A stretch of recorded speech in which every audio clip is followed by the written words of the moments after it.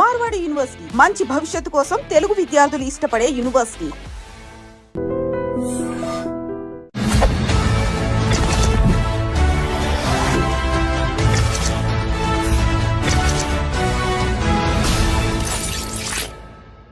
అందరికీ నమస్కారం. నేను Swarupa Potlapalli. Welcome to I dream.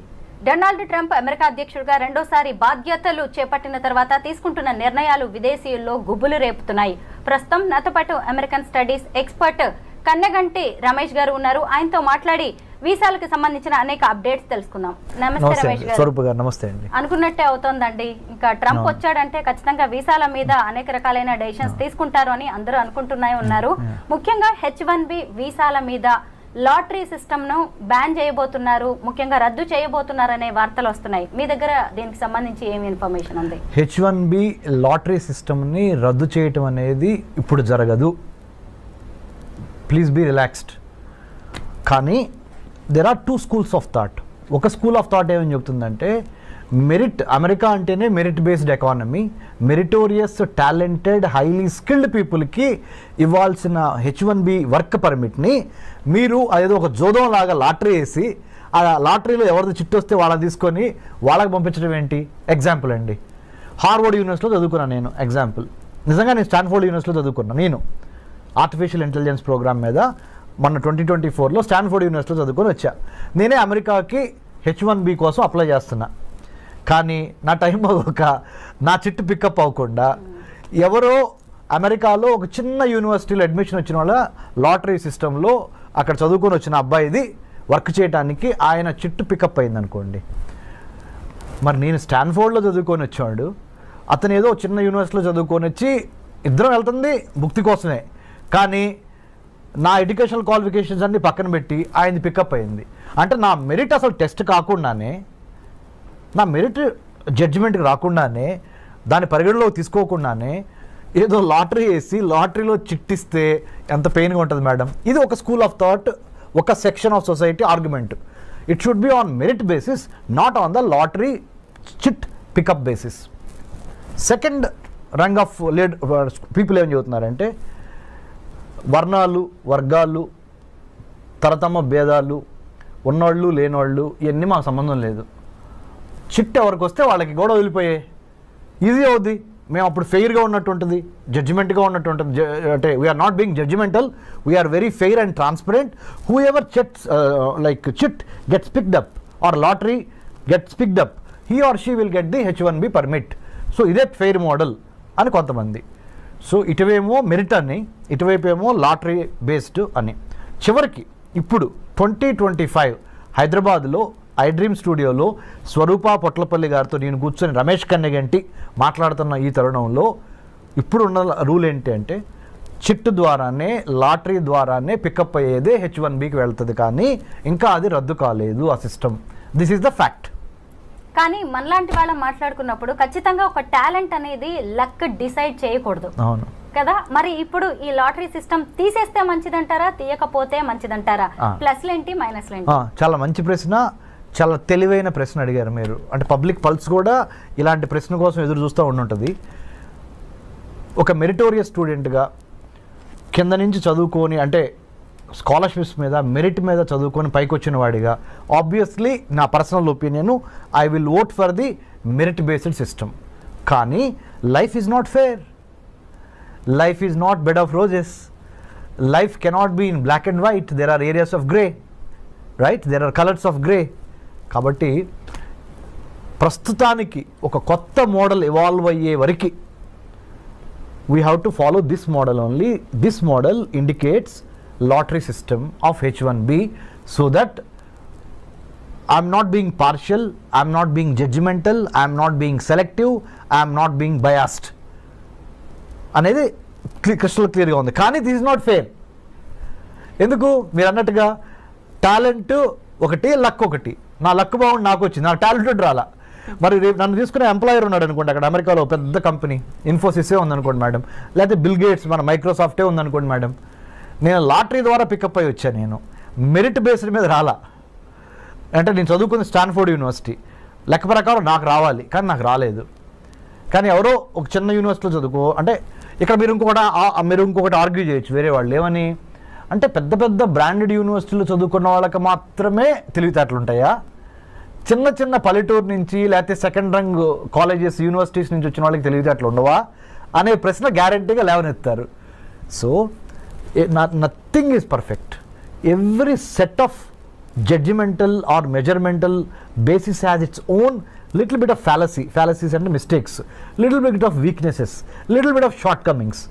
ఓవరాల్గా బై అండ్ లార్జ్ ఎవరికి ఎక్కువ న్యాయం జరిగిద్దో ఆ సిస్టమ్ని మనము అడాప్ట్ చేసుకోవాలి. It will take little more time to come to that మెరిట్కి లక్కి ఆర్ మెరిట్కి లేదా వర్ణ వర్గ భేదాలకి అతీతంగా వచ్చే విధంగా ఒక న్యూ H1B సెలక్షన్ ప్రాసెస్ని డిఫైన్ చేసి డిజైన్ చేసి డెలివర్ చేసే డెలివర్ చేసే ఆ 3D రావాల్సిన అవసరం ఉంది.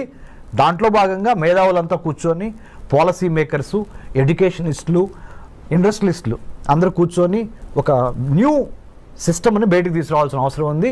How do you accommodate A competent, A transparent, A meritorious, A talented guy or girl to work in the United States of America based on the merit base, not on the luck base. ఆ సిస్టానికి రావడానికి we are evolving.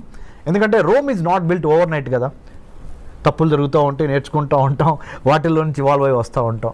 I'm sure స్వరూప గారు in the days to come in very near future I think United states customs and immigration agency will go in to that direction under the department of homeland security. H1B వీసాలో కొత్తగా ఏమైనా మార్పులు తీసుకొచ్చే chances ఉన్నాయంటారా? I think that's a smart question again. You know why?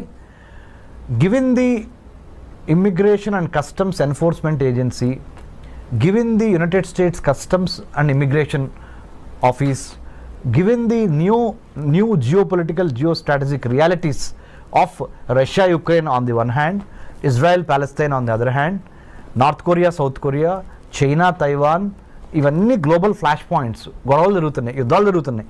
వీటన్నిటికీ తోడుగా post COVID-19 world ఆర్డర్లో Covid తర్వాత వచ్చిన ప్రపంచంలో రాజకీయ, ఆర్థిక, సామాజిక, సాంఘిక పరమైన మార్పులు ప్రస్ఫుటంగా కనపడుతున్నాయి. ఆర్థికంగా అమెరికా కుదేలవుతున్న దశ ఇది. For your kind information, America ఆర్థిక బలాలన్నీ వీగిపోతున్నాయి. The economic tremors, the political tremors, the technological tremors are really shifting the pendulum in the other direction. Asia ప్రాంతంలో ఉన్న చైనా వైపుకి ప్రపంచ ఆర్థిక, రాజకీయ, వర్తక, వాణిజ్య, వ్యాపార సంబంధాలు చైనా వైపుకి ఇన్ ఫేవర్గా పవనాలు ఇటు మూవ్ అవుతున్నాయి. మంచికో చెడుకో we have to wait and see.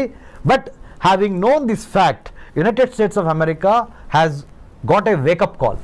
అందుకని మన ట్రంప్ గారు కూడా అన్నారు, hey it's a wake up call from China, People's Republic of China. You know what is it? DeepSeek R1 అనే ఒక కొత్త AI మోడల్ని, చాట్ బాట్ ఇప్పుడు ఏదైతే ఉందో చాట్ GPT లాంటి ఒక మోడల్, కొన్ని $1 బిలియన్ ఖర్చు పెట్టి చాట్ GPTని మనం తయారు చేస్తే, అలాంటి దాన్ని DeepSeek R1 అనే ఒక మోడల్ని చైనా వాడు $5.5 మిలియన్ తయారు చేశాడు. మనమేమో దాని మీద 100 కోట్లు 1000 కోట్లు ఖర్చు పెడుతున్నాం.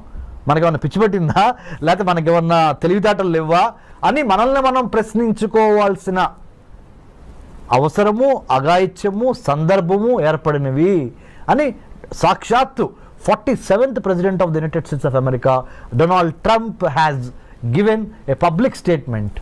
అంటే చైనా మ్యానుఫ్యాక్చరింగ్ స్పేస్ని, సైబర్ స్పేస్ని, మ్యారిటైమ్ స్పేస్ని, పొలిటికల్ స్పేస్ని, సర్వీస్ సెక్టర్ స్పేస్ని ఆక్యుపై చేస్తుంది. ఎన్లార్జ్మెంట్, ఎంట్రాప్మెంట్, ఎన్సర్కిల్మెంట్ అనే 3 విధానాల ద్వారా ప్రపంచంలో ఉన్న వర్తక, వాణిజ్య, వ్యాపార, సాహిత్య, రాజకీయ రంగాల్లో, ఆర్థిక రంగాల్లో తనదైన ముద్ర వేసుకోవటానికి చైనా నడుం బిగించి ఎన్లార్జ్మెంట్, ఎంట్రాప్మెంట్, ఎన్సర్కిల్మెంట్ అనే 3 స్ట్రాటజీల ద్వారా చాప కింద నీరులాగా ప్రవహిస్తున్న తీరుని అమెరికా గ్రహించింది. అమెరికాతో పాటు ఇండియా గ్రహించింది. ఇండియాతో పాటు ఆస్ట్రేలియా, జపాన్, మిగతా దేశాలు కూడా గమనించినాయి.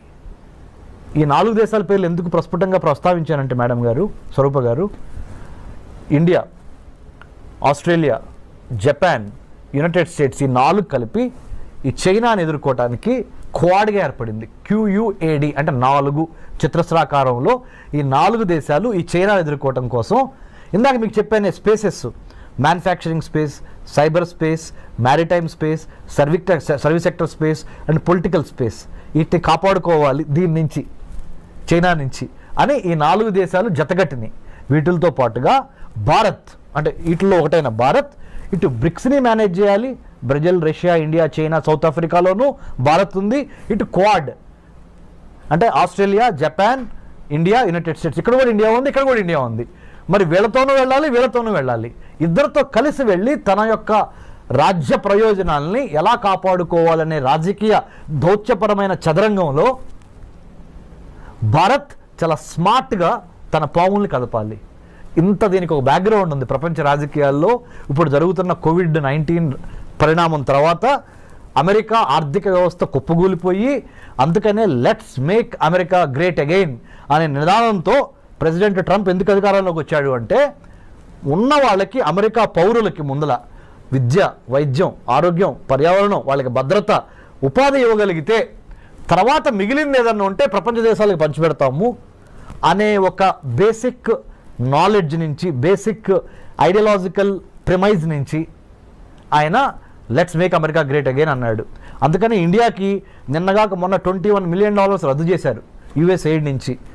ఇది ఇండియాలో ప్రజాస్వామ్యాన్ని పెంపొందించడానికి, ఎలక్షన్స్ని పెంపొందించడానికి $21 మిలియన్ శాంక్షన్ అయి ఉంటే దాన్ని రద్దు చేసేశారు Elon Musk, department of government efficiency, కొత్త డిపార్ట్మెంట్ వాళ్ళు. ఎందుకంటే ముందర మన దేశం గురించి మనం ఆలోచిద్దాం. అది అమెరికా, అది భారత్ కానీ, నేపాల్ కానీ, బంగ్లాదేశ్ కానీ, ఏ దేశమైనా మనకెందుకయ్యా, America first, let's make America great again అనే నిదానంతో ట్రంప్ ఉన్నాడు. కాబట్టి దీనికి ఎంత బ్యాక్గ్రౌండ్ ఉంది. ఐ డ్రీమ్ ద్వారా, మీ ద్వారా, you are such a senior journalist with so much of hard work that you have put in the capital of India and elsewhere in the country. So my humble appeal to I dream viewers is, అర్థం చేసుకోండి, America యొక్క ఆర్థిక వ్యవస్థ పరిస్థితి బాగోలేదు. China చాలా తెలివిగా, చాలా స్పీడ్గా, చాలా సర్ప్రైజ్ ఎలిమెంట్స్తో అమెరికాని కొట్టడానికి ఆర్థికంగా, రాజకీయంగా, సాంకేతిక పరంగా ప్రతి అంశంలోనూ, ప్రతి డిపార్ట్మెంట్లోనూ అమెరికాని శాసించే విధంగా చైనా ఎదుగుతున్నది. కాబట్టి భారత్ ఏం చేయాలి అంటే, ప్రపంచ రాజకీయాల్ని ఒక తెలుగువాడిగా మనం గమనించి చాలా స్మార్ట్గా మన ఆర్థిక, రాజకీయ, వర్తక, వ్యాపార, వాణిజ్య ప్రయోజనాల్ని కాపాడుకుంటా ఇటు అమెరికాతోనూ ఉండాలి, ఇటు చైనాతోనూ ఉండాలి, ఇటు రష్యాతోనూ ఉండాలి, ఇటు యూరోపియన్ యూనియన్తోనూ ఉండాలి అనే ఒక smart, the combination of muscle power and then mind power, ఈ రెండు కలిపి స్మార్ట్ పవర్గా ఎదిగి మనల్ని మనం కాపాడుకోవటం చాలా ఇంపార్టెంట్. ఇలాంటి పరిస్థితుల్లో మరి ముఖ్యంగా కొత్త అధ్యక్షుడు వచ్చినప్పుడు కొత్త ఆశయాలతో వస్తూ ఉంటాడు. వాటిని అర్థం చేసుకొని దానికి అనుగుణంగా ప్రీ డిపార్చర్ ఓరియంటేషన్ అంటారు, PDO అంటే ఇక్కడి నుంచి వేరే దేశం వెళ్ళేటప్పుడు ఆ దేశం యొక్క చట్టం ఏంటి, న్యాయం ఏంటి, సంస్కృతి ఏంటి, సాహిత్యం ఏంటి, చరిత్ర ఏంటి అనేది అవగాహన లేకుండా ఏదో వీసా వచ్చేసింది కదా అని చంకలు కొట్టుకొని బొమ్మని మీరు ఫ్లైట్ ఎక్కి అక్కడ దిగంగానే వాడు చెప్పేది మీకు అర్థం కాదు, మీరు చెప్పేది అర్థం కాదు, మీరు అక్కడికి వెళ్ళిన తర్వాత భారతదేశంలో ఎలా ఉన్నామో అలా ఉందాం అనుకుంటే కుదరదు, తిరిగి మళ్ళీ డిపోర్టేషన్ అంటాడు, ఇంకోటి అంటాడు, H1B వర్క్ వీసాల గురించి మాట్లాడతాడు, F1 స్టూడెంట్ వీసాల గురించి మాట్లాడతాడు, ఆప్షనల్ ప్రాక్టికల్ ట్రైనింగ్ 20 గంటల మించి చేయకూడదు అంటాడు. అర్థం కాక ఏం చేయాలి అర్థం కాక ఇవన్నీ కాకుండా ప్రీ డిపార్చర్ ఓరియంటేషన్, PDO అంటే వేరే దేశంలోకి, మన దేశం నుంచి వేరే దేశంలో కాలు పెట్టబోయే ముందల అక్కడ చేయవలసిన అంశాలు ఏంటి, చేయకూడని అంశాలు ఏంటి, అక్కడ రాజకీయం ఏంటి, చరిత్ర ఏంటి, సాహిత్యం ఏంటి, వర్తకం, వ్యాపారం, వాణిజ్యం అక్కడ ఎలా జరుగుతుంది అనే దాని మీద మినిమం కామన్ సెన్స్తో, మినిమం హోంవర్క్తో ప్లాన్, ప్రిపేర్, పర్స్పైర్, ఇన్స్పైర్ అనే విధంగా మనం అక్కడికి వెళ్తే మంచిది. 2025లో H1B వీసా రెన్యువల్ ప్రాసెస్ ఎలా ఉండబోతోంది? 2025లో ఏమైనా మారే ఛాన్సెస్ ఉన్నాయా? ఓకే, రెన్యువల్కి సంబంధించినంత వరకు గుడ్ న్యూస్. మంచి ప్రశ్న అగైన్. ఎందుకు చెప్పనా, ఇప్పుడు వరకు 2024 మ్యాక్సిమం 2023, 2024 ప్రథమాంకం వరకు ద ఫస్ట్ పార్ట్ ఆఫ్ 2024 వరకు ఏంటి, H1B వీసా రెన్యువల్ కావాలంటే మీరు ఉదాహరణ, నా పేరు డాక్టర్ రమేష్ కన్నిగంటి, నేనే అనుకోండి, నేను అమెరికాలో సిలికాన్ వ్యాలీలో సియాటల్, శాన్ ఫ్రాన్సిస్కో, బే ఏరియాలో నేను లెట్సే మైక్రోసాఫ్ట్లో పనిచేస్తున్నా. H1B మీద నేను అమెరికా వెళ్ళి ఒక 3 ఏళ్ళు జాబ్ చేశా. మళ్ళీ నేను రెన్యువల్ చేయించుకోవాలి. అక్కడి నుంచి ఇండియా వచ్చి ఇండియాలో కొన్నాళ్ళు గడిపి మళ్ళీ I have to renew my H1B. దానికి సొంత దేశానికి తిరిగి రావాల్సి వచ్చేది. అప్పుడు నేను అక్కడ ఆ ఎంప్లాయర్కి నేను ఎంప్లాయీ, ఆయన ఎంప్లాయర్, నాకు ఉద్యోగం ఇచ్చిన ఆయన, నేను ఉద్యోగం చేస్తున్నా ఆయన్ని. మా ఇద్దరికి మధ్య కొంత కమ్యూనికేషన్ కావాలి, మళ్ళీ మీ ఇద్దరు అడ్జస్ట్ అవ్వాలి. నిన్నటి వరకు అక్కడ జాబ్ చేస్తా, ఒకేసారి మళ్ళీ ఇండియా వచ్చి ఇండియాలో మళ్ళీ ఫుడ్, క్లైమేట్ ఇవన్నీ అడ్జస్ట్ అయ్యి మళ్ళీ ఇక్కడి నుంచి మళ్ళీ అదే జాబ్కి వెళ్ళేటప్పటికి కొంత టైం పట్టేది. సో ఇదంతా ఎందుకు టైం వేస్ట్ బ్యాచ్ అని ప్రధానమంత్రి మోడీ గారు ఎప్పటి నుంచో అమెరికన్ ప్రెసిడెంట్ బైడెన్ని అడిగారు, ఇప్పుడు ట్రంప్ గారిని మొన్న కూడా అడిగారు, మీరు H1B రెన్యువల్ అమెరికాలోనే ఉండి మా భారతీయులకి రెన్యూ చేసుకునే అవకాశం ఇవ్వండి అనగానే వాళ్ళు ఒప్పుకున్నారు. ఇప్పుడు now they are going to give us the chance to renew our H1B by being in the United States of America. You don't need to come back to India. H1B visa మీద ఉన్న వారికి జన్మతః వచ్చే ఈ పౌరసత్వ రద్దు అనేది కూడా వాళ్ళ మీద ఎలాంటి ప్రభావం చూపించే అవకాశం ఉంది? అంటే H1Bని ఒక్క నిమిషం పక్కన పెడితే స్వరూప గారు, మొన్నటి వరకు 1789 జార్జ్ వాషింగ్టన్ ప్రథమ American president, 47th president of the United States of America Donald Trump ప్రమాణ స్వీకారం ముందల వరకు, అంటే జనవరి 2025 జనవరి 20 వరకు ఏంటంటే, ఆ దేశంలో కనుక ఒక ప్రెగ్నెంట్ లేడీ జన్మనిస్తే ఆటోమేటిక్గా అబ్బాయికి కానీ అమ్మాయికి కానీ ఆ అమెరికన్ పౌరసత్వం వచ్చేసేది. కానీ ట్రంప్ ఏం చేశాడు, అమెరికన్ పౌరసత్వం ఇవ్వటం ఈజీ, కానీ పౌరసత్వం ఇచ్చిన తర్వాత బెనిఫిట్స్ కూడా ఇవ్వాల్సి వస్తున్నాయి. ఆ బెనిఫిట్స్కి అయ్యే డబ్బులు ఖర్చు ఎంత అవుద్ది అంటే, when you are pregnant, you are coming and delivering a baby in my country, that is United States of America. The moment your baby is born on this land, he or she becomes a American citizen కదా. మరి American సిటిజన్ని మళ్ళీ protect చేసుకోవాల్సిన బాధ్యత ఎవరిది? నాదే కదా, అంటే being the American president. So దానికి అయ్యే ఖర్చు ఎంత, దానికి అయ్యే నా బరువు ఎంత, బాధ్యత ఎంత అని వాళ్ళు బేరీజ్ చేసుకొని, ఎందుకంటే ఆయన బిజినెస్ మ్యాన్ కదా, బేరీజ్ వేసుకొని నా వల్ల కాదు బాబు, ఇక నుంచి ఏం చేద్దామంటే అమెరికాలో వచ్చి అమెరికన్లో డెలివరీ అయిన ఏ బేబీకైనా 2-3 కండిషన్స్ పెడుతున్నా. తండ్రి కానీ తల్లి కానీ పౌరసత్వం అయినా అయి ఉండాలి, లేదా గ్రీన్ కార్డ్ అయినా అయి ఉండాలి, లేకపోతే మీకు మీ అబ్బాయికి కానీ అమ్మాయికి కానీ నేను ఇక్కడ పౌరసత్వం ఇవ్వలేను.